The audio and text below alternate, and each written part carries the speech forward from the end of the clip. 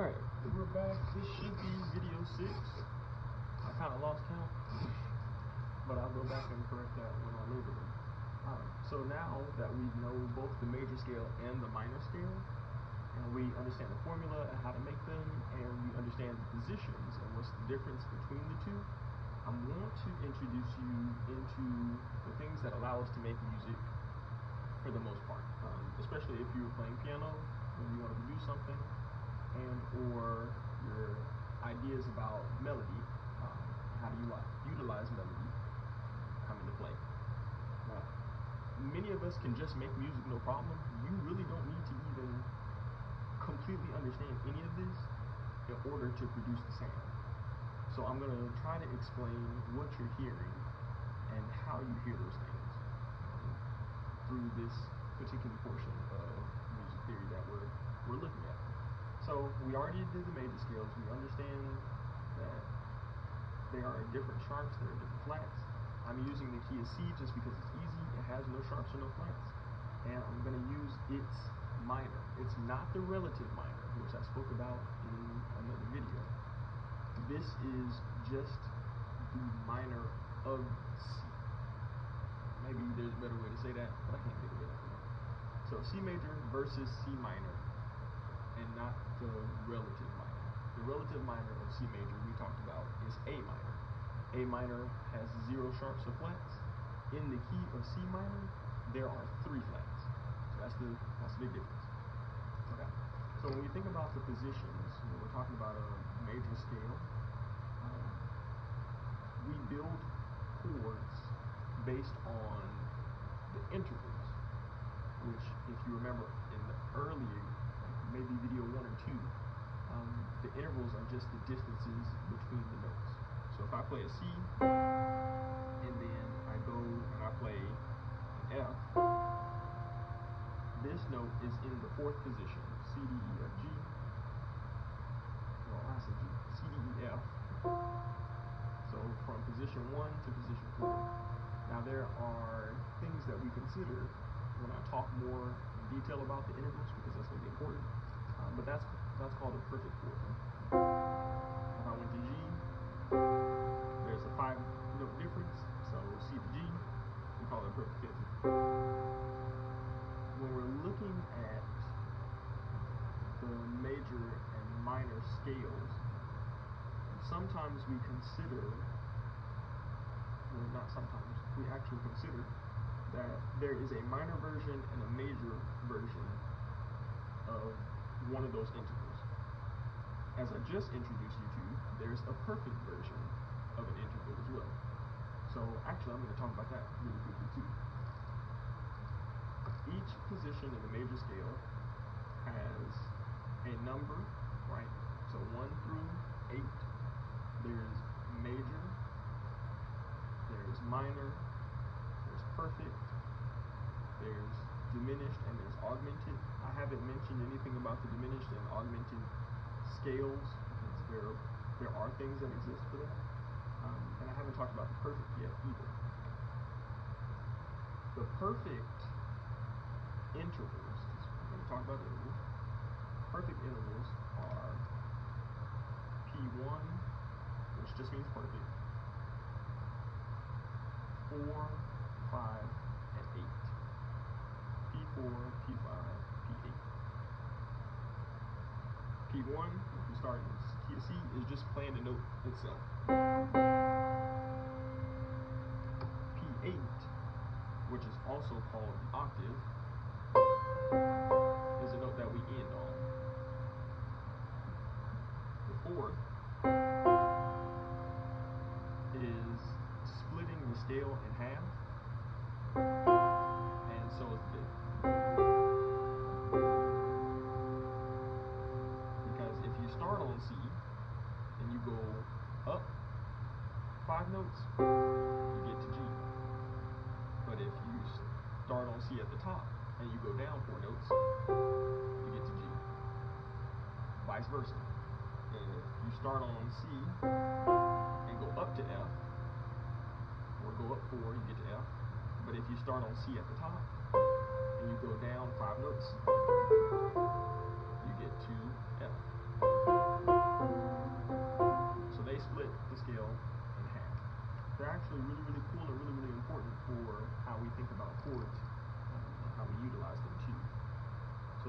at the majors, you've got a major second, you have a major third, you have a major sixth, and you have a major seventh.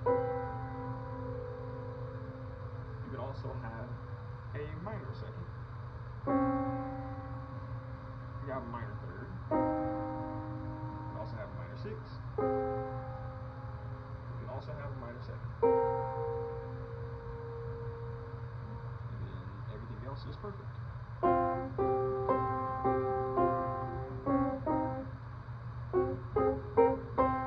Now, I just played one that sounds kind of crunchy.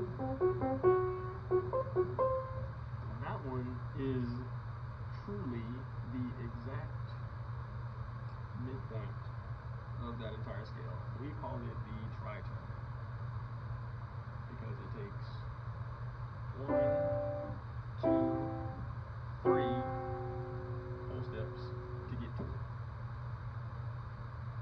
3 whole steps. It's interesting.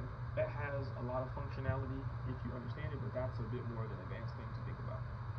So now that you've got a breakdown of the fact that there are these different intervals, let me write that up here as well, or distances between notes, it makes explaining the triads, and eventually it will make explaining the 4 or more chords possible. So let's go all the way back to this major scale and looking at just the positions. You've got position 1, we're skipping a note. Position 3, we skip a note. Position 4 is what we skipped, and then we got to 5. In the major scale, those notes are 1, 3, and 5. Major scale, which means you get a major chord. If we come down to the minor scale, and we think about position 1, position 3, which we had to lower a half step, so now it's a flat 3. And then we position 5, because that's still the same skipping the notes. So we skip the D there, skip the F there, skip the D there, we skip the F there. We play this one, that one, and that one, this one, that one, and that one. Because their E flat is different, or the E flat is different than E in the major scale, we get a minor triad. So even the easy way to think about the chords is like we did in the previous video. If you understand what the position is and what the formula for that position is, the number of positions, then all you do is apply that to whatever note that you start on. So that looks like if I'm playing C major and I want to play C minor, I just lower my third note, or lower the third, not the third note, lower the third. It's E flat. If I hop over here to F, if I'm looking at this, I play F, skip a note, which is G, and I play A, skip a note, which is B, and I play C. I get F major. If I want to make that F minor, I just lower my A, which is the third, and play A flat. Same thing if I did D flat. If we were in the key of D flat and I played a B flat, skip C, play D, skip E flat, and play F, I get a major. If I lower my third, which is my D, I play D flat, I got a minor. So the same process works for all the other chords once you understand the position and you understand the intervals. Now, intervals serve a lot of different purposes. I personally would say that unless I'm building larger chords, I don't think about the intervals too much. And that could just be because I've learned them over time. But I do think about the intervals a lot more when I'm creating a melody, because ultimately my consideration for writing a melody is, can someone sing it?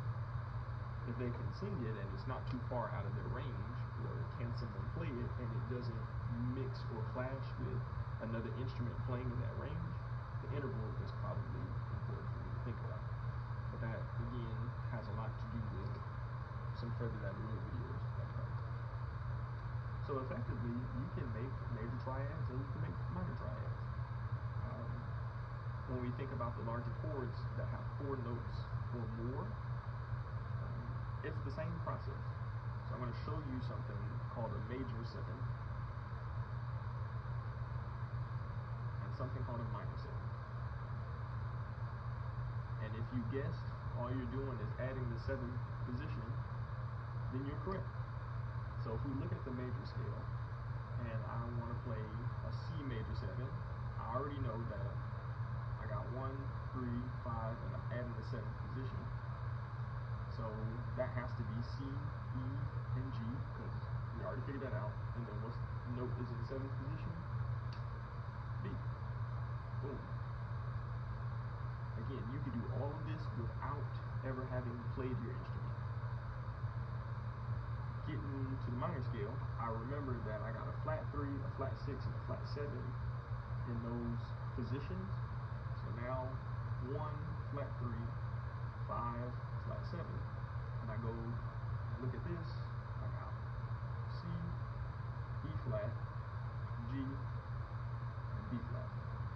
Boom, minor 7 chord. So now, if we look at that, right, major 7, add that, and then I go, ooh, I want that minor 7 chord, so C minor. Do the same thing I did when I did the triads, lower my 3rd, and now I lower the 7th. Now there are other chords that you can create because now you've got new combinations. So I'll show you those a little bit later. They're just as simple as just swapping around positions. So you have everything you need to know to start playing a little bit fancier, a little bit.